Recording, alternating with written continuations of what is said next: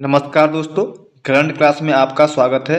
आज की क्लास में हम रीजनिंग के महत्वपूर्ण प्रश्न लेके आए हैं जो आपकी परीक्षा में बार बार पूछे जाते हैं। हम इन प्रश्नों को आपको इस तरीके से सॉल्व कराएंगे कि आप इन प्रश्नों को बिना पेन कॉपी उठाए भी सॉल्व कर सकते हैं। बस आपको क्लास को ध्यान से देखना है और जो प्रश्न समझ में ना आए उसे आपको अपनी किताब में नोट कर लेना है, जिससे कि आप उसको बार बार रिविजन कर सकें। तो आइए शुरू करते हैं आज की क्लास का पहला प्रश्न।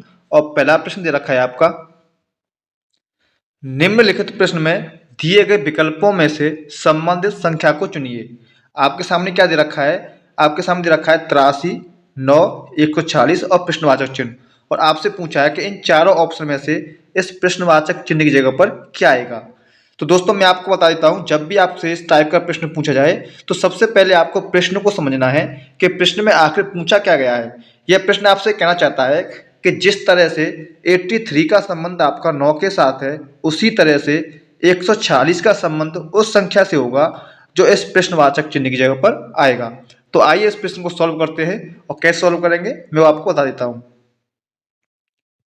सबसे पहले देखिए, यहाँ पे दे रखा है आपका 83 और यहाँ पे दे रखा 9। तो आपको यह देखना है कि 83 से हम 9 कैसे लेके आ सकते हैं। तो सबसे पहले हम क्या करेंगे, 83 यहाँ पे दे रखा है और 9 आपका यहाँ पे दे रखा है। तो 83 दे रखा है यहाँ पे और 9 दे रखा है यहाँ पे।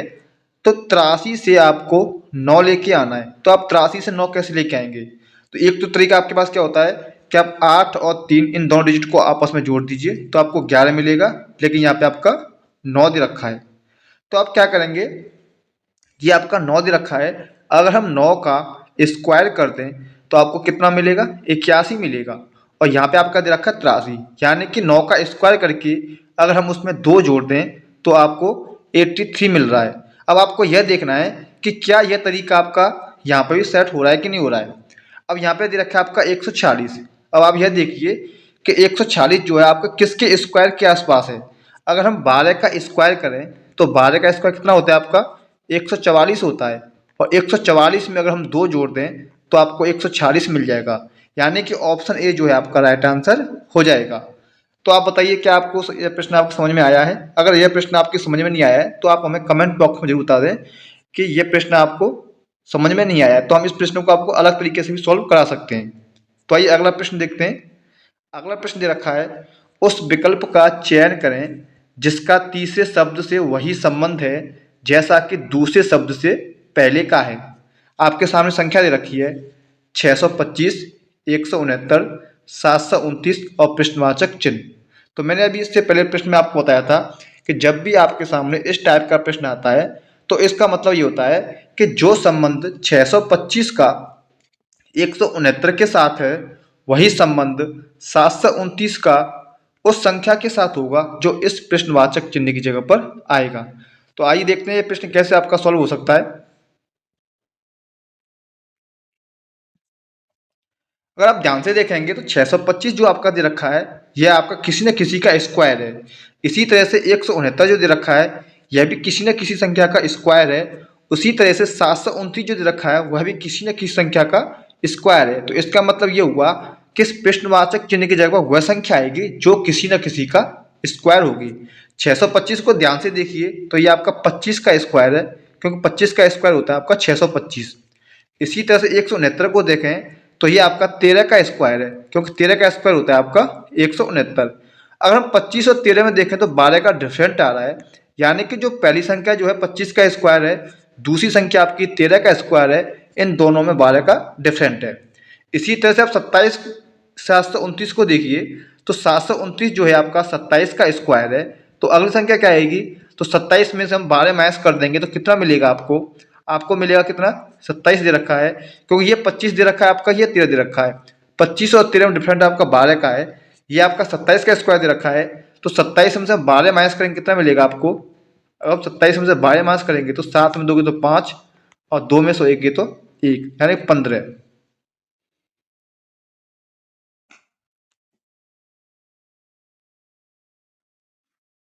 तो यहाँ पे आपको कितना मिलेगा? यहाँ पे मिलेगा आपका 225। लेकिन यहाँ पर ध्यान से देखिए, आपका यहाँ पे कहीं पर भी ऑप्शन में 225 नहीं दे रखा है। तो हम अगला तरीका देखेंगे किस तरीके से इसे आप सॉल्व कर सकते हैं। तो ये तरीका एक तो आपका होगा, इससे आपका सॉल्व नहीं हो रहा है। अब ध्यान से देखिए, यहाँ पे दे रखा है आपका 625। अगर हम 625 के तीनों अंकों को आपस में जोड़ते हैं तो कितना मिलेगा आपको? 6 2 8, 8 और 5 13, 13 मिल रहा है। और 13 का हम स्क्वायर कर दें तो आपको 169 मिल रहा है, यानी कि 169 मिल रहा है। इसी तरह से हम 729 के तीनों डिजिट को आपस में जोड़ देंगे, 7 2 9। अगर हम इन तीनों को आपस में जोड़ेंगे, 7 8 2 9, 9 9 कितने होते हैं आपके? 18 होते हैं। और 18 का अगर हम स्क्वायर कर दें तो आपको मिलेगा 324, यानी कि ऑप्शन ए आपका राइट आंसर हो जाएगा। आइए अगला प्रश्न देखते हैं। अगला प्रश्न दे रखा है, यदि 5372 को 51 लिखा जाए और 9351 को 54 लिखा जाए तो 7354 को क्या लिखा जाएगा? प्रश्न आपसे कहना चाहता है कि जिस तरीके से आप इन संख्याओं का यूज करके 51 लेके आ रहे हैं, 9351 का यूज करके 54 लेके आ रहे हैं, उसी तरह से आपको 7354 का यूज करके वह संख्या लेके आनी है जो इस प्रश्नवाचक चिन्ह की जगह पर आ जाएगा। तो यहाँ पे क्या दे रखा है आपका? 5 3 7 2, इससे आपको लेके आना है 51। ध्यान से देखिए, अगर हम 5 और 3 को आपस में जोड़ दें, 8 8 और 7 कितने होते हैं? 15 होते हैं। 15 और 2 कितने होते हैं आपके? 17 होते हैं। और 17 से आपको 51 पे जाना है, यानी कि 3 का मल्टीप्लाई करना है। तो सीधी सी बात है, इसने क्या किया है कि स्टार्टिंग के डिजिट को, चारों डिजिट को आपस में जोड़ करके जो टोटल आपका निकल के आ रहा है उसमें 3 का मल्टीप्लाई कर दिया है। इसी तरह से हम इसको चेक करके देखेंगे, अगर यही लॉजिक आपका यहाँ पे काम कर रहा है तो इसी से हम आपका आंसर दे देंगे। तो 9 और 3 होते हैं आपके 12, 12 और 5 कितने होते हैं आपके? 17 होते हैं। 17 और 1 होता है आपका 18, और 18 हम 3 का मल्टीप्लाई कर देंगे तो आपको 54 मिलेगा। तो यानी कि आपका 54 आपका मिल चुका है। तो बस यही लॉजिक आपको यहाँ पे यूज करना है। तो 7 और 3 आपके 10 होते हैं, 10 और 5 15, 15 और 4 कितने होते हैं आपके? 19 होते हैं। और 19 में हम 3 का मल्टीप्लाई कर देंगे तो आपको 57 मिलेगा, यानी कि ऑप्शन ए आपका राइट आंसर हो जाएगा। आइए अगला प्रश्न देखते हैं। अगला प्रश्न दे रखा है, दिए गए विकल्पों में से प्रश्नवाचक चिन्ह के स्थान पर आने वाली संख्या को चुनिए। आपके सामने मैट्रिक्स दे रखी है। दोस्तों अगर आपने हमारी पहली क्लास दे रखी है तो मैंने आपको बता रखा है, जब भी आपके सामने इस टाइप का प्रश्न आता है तो इस प्रश्न को हम दो तरीके से सॉल्व कर सकते हैं। एक तो होता है आपका लेफ्ट से राइट, एक होता है आपका ऊपर से नीचे। अगर इन दो तरीकों से आपका सॉल्व नहीं होता है तो तीसरा तरीका क्या होता है आपका, कि आप इन सबको आपस में जोड़ दीजिए। तो आइए प्रश्न को सॉल्व करते हैं। यहाँ पे दे रखा है आपका 40, यहाँ पे दे रखा है आपका 30, यहाँ पे दे रखा है 24, यहाँ पे दे रखा है 35, यहाँ पे दे रखा है 30। अगर आप 24 और 35 का यूज करेंगे तो इसका यूज करके आप 30 नहीं बना सकते हैं। इसी तरह से 35 और 34 का यूज करके आप 27 नहीं बना सकते हैं। अगर ऊपर से नीचे जाएँ तो 40 और 24 का यूज करके आप 35 नहीं बना सकते हैं। 30 और 35 का यूज करके भी आप 34 नहीं बना सकते हैं। तो इसका मतलब ये हुआ कि हम देखेंगे आपका तीसरा तरीका। तीसरा तरीका क्या होता है कि आपको क्या करना है कि इस पूरे लाइन को जोड़ दीजिए, इस लाइन को पूरा जोड़ दीजिए और इस लाइन को पूरा जोड़ दीजिए। अगर इन तीनों लाइनों का टोटल बराबर बराबर आ रहा है तो आप उसी हिसाब से प्रश्न को सॉल्व कर लेंगे।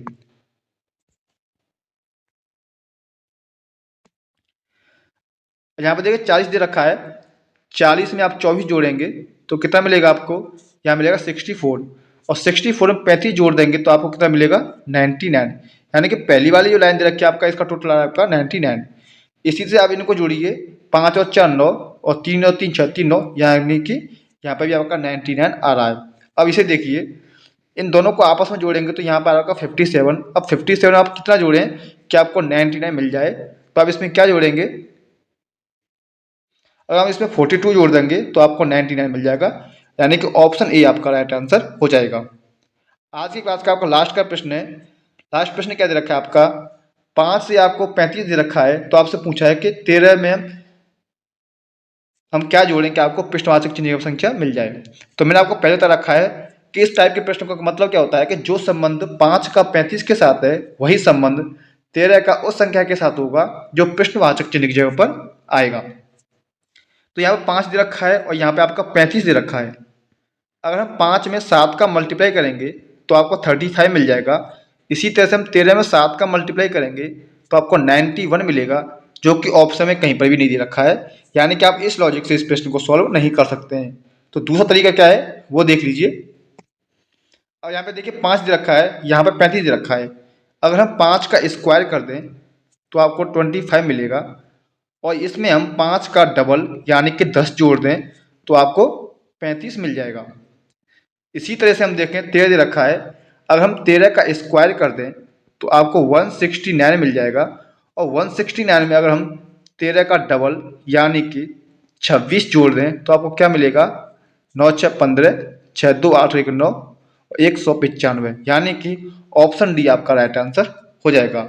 उम्मीद करता हूँ आपको सारे प्रश्न अच्छे से समझ में आ गए होंगे। दोस्तों, अगर आपको वीडियो अच्छी लगी है तो वीडियो को लाइक जरूर कर दें। अगर आप हमारे चैनल पर नए हैं तो चैनल को सब्सक्राइब करके हमसे जुड़ना ना भूलें। तो दोस्तों, मिलते हैं अगली क्लास में, तब तक के लिए धन्यवाद।